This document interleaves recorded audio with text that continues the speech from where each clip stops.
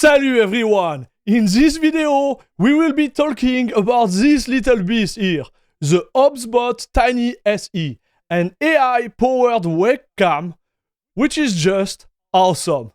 Are you ready? Let's get into it.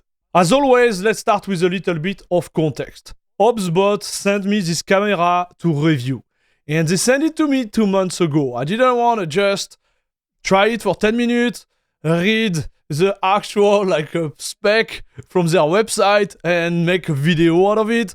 I was like, let's test it, and test it like kind of hardcore on both Windows and Linux, because this is a Linux channel, and I was thinking like it could be cool to see what this webcam could provide on Linux. So yes, this is a sponsored video, and no, it will be exactly the same from my hand.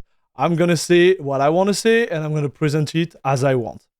So now we put that out of the way. Let's get ready into it. So for all of you guys who had the opportunity to watch my stream for the last 3 weeks, you certainly noticed some changes, right? And one of the biggest changes is related to the fact that I stopped using the camera I'm using right now to record this video, my Sony a7 III, with a pretty powerful lens on it, to use the OBSBOT Tiny SE. Yes, I switched it because I was wondering okay, so how does it perform? How does it work? And guys, you gave me a lot of feedback.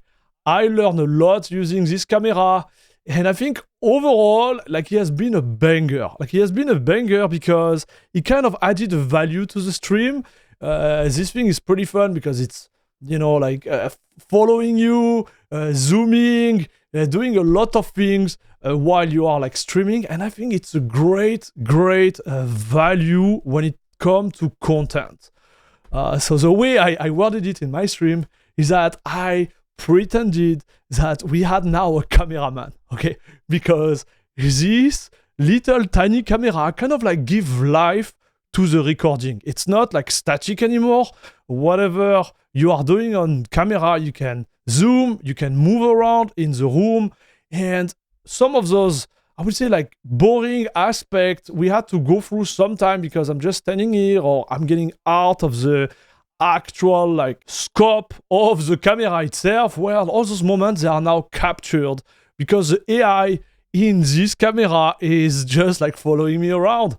And this is pretty fun. I have to say, I do believe it brings value to the content itself. So now you have an idea of what type of stress test and usage I put the camera on. And I thought for this video, it would be kind of cool to compare it to another camera. So obviously, I don't want to be comparing this OBSBOT Tiny SE, which has a pretty small budget and a great value, to something like the camera I'm actually recording the video with, which is a full Sony DSLR camera, which is gonna cost you, I guess, around 40 to 55 times more than the cost of one OBSBOT Tiny SE. But I thought it would be interesting to compare it and do a blind test together with the camera I started streaming with, which is a Logitech C922 webcam. Those webcams are within the same type of budget, the same type of resolution, and I thought it would be really cool for you guys to see the raw input, to kind of feel directly how those two compare. All right, so here is a blind test. I'm not going to put the name of the camera under. I'm just going to let you kind of watch and discover which one you think is the best. My opinion, OBSBOT is doing a better job here, obviously. As I think the image overall, you will see it's gonna be smoother when I move. Oh, sorry. When I move my hand like that, okay. You're gonna see one is gonna be a little bit blurry. The other is gonna be less blurry. So why is it like that? Well, it's like that because one is limited to 30 FPS in 1080p. The other one can go up to 100 FPS, which is pretty insane for a USB camera, but this is where you're at in terms of technology nowadays. When it comes to color accuracy, you can also see the difference. I let both of the camera like by default. And I know that on those type of like specific device, the really like hard point to get really like set up is the exposure. You are always like a little bit too much or sometimes like not enough, and the image is all over the place. But you can see like by default, there is one which is tending more than the other, right? Like look at my forehead, oh my gosh. Now let's get to the part which I believe is the best. And I'm gonna show you which camera is which with just one move. Look at this. If I do this, I'm gonna activate the camera. And now if I stand up, guess what is happening? Boom! Yes! Yes, the camera is actually following me. And this is the big value added in my book. And if I want to go further and do like even like a best, like, you know, like output right off the bat, I can do this. And now it's gonna zoom on my face. Yeah. Oh yeah. And I think like this is a big thing with this camera. Like there is nothing else to do. It just do what I want it to do, following me around. And yes, so this is the OBSBOT. This is the Logitech. Now you understand the overall point, right? Like the big value added is within the function of the camera, the quality of the image. I think for a stream, you don't need more than this type of resolution. You could go 4K, but again, like you're gonna be streaming like maximum at like 4K, right? Like on the platform like YouTube and in the future Twitch. I know they are baking something with AV1 and HEVC, but when you stream, you're gonna be like close into a little square like that on the side of your screen to show whatever you are doing on your PC. You don't really need 4K. Now, when you come to the zoom, I'm gonna do it again. The zoom you're gonna see is gonna be pixelated. Like you're gonna see pixel, but it's not as bad as I thought it would be. When you're gonna be watching this video on YouTube, it's gonna be retranscoded in 4K. I'm recording in 4K right now. So we are switching from 1080p zoomed by 4 to 4K, and that's why I'm gonna look like that. But again, when you are confined in your little like square on the side of your screen on your stream, it's not going to be like that pixelated at all. Another feature I discovered while testing this camera is the fact that the OBSBOT camera does not require a big like light treatment. So let me explain real quick. To record with my actual like content creation like camera there, like the big one, I needed to treat it the whole room because you need a specific like light orientation to take advantage of this 4K camera right now I'm using. It's a DSLR. You can just like point and shoot because you will see that you won't have like an optimum image. It's gonna grab every detail in a really weird way, I would say. So you need to treat the room. I have like two big lights at the back of the camera itself, which are like pushing light towards the roof and bounce back on my face. Like that, I don't have the light directly in my eyes, doesn't hurt me. And I have like this overall like well-spread light on the room because it bounced back from the top. And on the side here, I don't think you're gonna be able to see it. I have a projector here which lights the background. Like that, I still stand out. Right? It's not really dark on the back, and it creates like this atmosphere here. To give you an idea, I'm gonna turn off the light right now and you will see how we look without the light on. This is the type of image I would get. But what is really impressive is that if I switch back to my little comparison between the Logitech and the OBSBOT, you're gonna be actually surprised at how much light is able to grab out of this. Yes, look at it.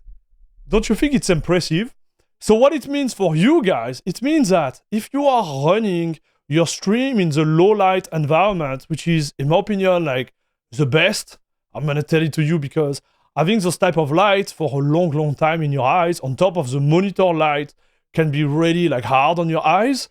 Well, you can still provide a good quality image without destroying like your organs, I would say. I don't know if I can say it this way. But look at this, like this is, in my opinion, like super impressive. So I'm going to continue to record, kind of, like to try to show you. I think this is nice. I think this is nice. They did a great job on this part, and this is, in my opinion, like one of the big values this camera brings to the table. So now let's talk about the software itself. I'm not going to spend a lot of time in it. I think there is a ton of video out there who are going to be able to show you exactly what it's all about. So first, here I'm going to be recording everything on Windows. This is a Windows application here. You have everything related to the control, the AI, how you want it to work. You can set up almost everything. This is pretty good. The one which is also super interesting is related to the image. So as you can see here, I set everything to default. I didn't touch anything. It is just like simple as that. Everything was on auto. The image settings are all like set it like that. And this is the type of image you're gonna get out of the box. One I like to test like from time to time is the HDR feature. You will see like it kind of like add a little bit more like granularity within the image. I kind of like it. I didn't activate it during the test, just to be super clear, because I wanted the test still to be fair towards the Logitech camera. But you have this feature you can let on, and I do believe like it looks very, very nice in my opinion. I would really advise of using it. And you have also all those features here where you can decide like when the camera is going to fall asleep. This is really great actually, because when you stop using it, if you are really into privacy mode, the head of the camera is gonna fall down. So even if you are a freak, you think someone is gonna hack you, right?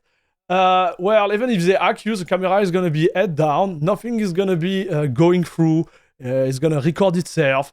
I think it was a nice little feature there. Here you have like the gesture control I've been playing with. This is again like pretty neat.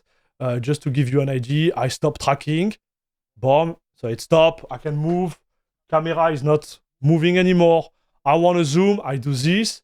It's gonna zoom, right? And now if I do this gesture again, up, the camera is following me, which is again pretty awesome. You can set up everything, the speed of the rotation, how deep the zoom goes, etc., etc. You have the dynamic zoom here. I don't use it. You can use a microphone too. I wouldn't recommend using it. I believe it's pretty decent. But if it was my recommendation, I would say like try to get a solid microphone like that if you are really into content creation. But I would say for a basic conversation, it should be more than than good. You have those options there where you have the auto gain, etc., the distance. Like you have everything. You can mirror the image up, voila. You can do everything, right? This feature here is actually awesome. It's a statue light. And without looking at the feedback from OBS of this software right now, I can tell right away if the camera is in follow mode or not. There is this LED which is going to turn from green to red. And if the AI is losing me, the little red is going to change color to red. You know exactly what's going on your stream without having to watch the feedback all the time. And this is important because, you know, when you talk to your viewer, most of the time you're going to be looking at the camera and not at OBS. So it's a nice little feature like I kind of like. Now the moment you all have been waiting for. Is it working on Linux? Well, let's find out. So let's jump into Linux, my actual like operating system, the one I use daily, which is CachyOS, by the way. And what we're going to do something simple. I'm going to launch OBS. And within OBS, we're going to add the camera and see if it works. All right, so here I have a scene. It is a 1440p scene. So if you want to add the camera, you go there, you click on the little plus, you choose video capture device V4L2, click on it. Yeah, you can put the name you want, but I'm just going to go with OK. And bam, we have the camera. So you have like all the other options you can set up in OBS. You have all of these. These are the basic setup. But what is important, in my opinion, is the fact that you can reactivate the zoom. All the options you set up back to Windows within the OBSBOT software, well, guess what? They are here and they are good to go.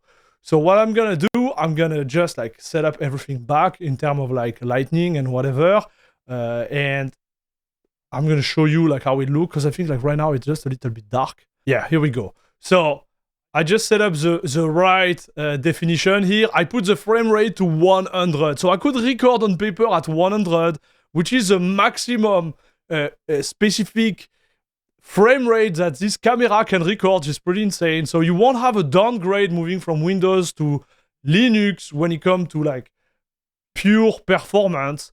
You won't just have access to the whole, I will say, like stack of software which exists on Windows. That's what you're gonna lose. Okay, so now it's set up. Bam. And voila. So now the camera is working. Features are working. Bam! You have a camera which works on Linux. Yay! So you got it. You won't have access to the full like software stack related to OBSBOT camera within Linux. Also, there is a lot of projects on GitHub. This is the one I found after like searching like for 2 minutes for controlling any of your OBSBOT camera. And the first one I found was really interesting is this one, like the Python control for OBSBOT Tiny 2. You look down here and you will see like there is a full integration within OBS you could use to control your camera. So this one I found was pretty interesting. And the second one here also, which was like also well maintained, is the one which will be creating an external like application and having the same type of control for your camera. So I think it was pretty neat to say the least. So to conclude, I want to give you a little recap about the camera itself. I didn't really show it a lot in the video, but I wanted to show you how it looks. This is how it looks. It's moving from this axe and the other one up and down. I think it would be interesting for you to have my feedback towards this. It was really easy to set it up on top of my screen. I put it at an angle because it's able to turn. I think it gives me a good like 3/4 like view, exactly like this camera when I'm looking at my screen. I kind of like this. I use a USB-C port. I won't go too much into like the whole feature. I'm gonna put the link in the description below if you want to get really technical. But really what is standing out is the quality of the camera itself, how the lens is able to do this zoom, which is pretty powerful. Its ability to grab all the light, even in a really low light environment. And also, like if you want to go like really crazy and do some slow-mo recording, yes, you can. Whether you're on Windows or Linux, actually, you can record up to 100 FPS in 1080p and 120 FPS in 720p. So this is really powerful, in my opinion, if you are into this type of content. But like for the price, you're gonna have a lot of feature. I think we need to talk about the price of this little beast. I'm saying it's a little beast because as you noticed for the last, I guess like 20 minutes, I try to show you all the feature, all the specs that this little camera, this little beast can bring to your content. And I try to show it to you, like whether you are using Windows or Linux, and especially Linux because this is a Linux channel.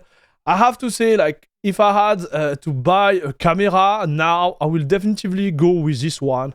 I will continue to use it. And I would go with this one for a simple reason. Its pricing is super aggressive. So right now, you can get this camera if you are living in the United States of America for $99 US. 99, okay? 99. It's pretty aggressive, I think, for what it brings to the table. If you are living outside of the state, the price is going to be around 129 USD. It's a little bit more. They told me it's related to transportation, tariff, etc. And I know like right now it's a really complex subject, but I double check on their website and right now they have 10% off. And me, I'm based in Canada. You could get this camera for 161 Canadian dollar. So what I'm gonna do, I'm gonna put an affiliate link in the description below. If you are interested into it, you are into content creation, you are into podcast, you need your face to be there, you are using Linux, you want something that works, I will really advise going for this product. Again, you know, I could have said something opposite. I could have not using during my stream, but I'm still using it. I do believe there is a value added within this camera, and it has been pretty reliable for the last 2 months. So that's why I'm affiliating myself with this product. Otherwise, I've been thinking a lot about like the direction this channel is gonna take in the future, and I think I really want to be behind products that I kind of like and kind of like, bring something different at a good price. I do believe this camera is doing it. I sincerely hope they're gonna do a little push for the Linux software, because we are a lot out there. The community is growing, and as you can see, like, it's working on Linux. So yes, OBSBOT, please do a little move for Linux. It would be awesome. And yeah, that's it for today. I hope you had a good time watching the video. I hope you learned something. Don't forget to put a thumbs up, a little comment below. It helps the algorithm. And see you in the next one. Bisous, bisous.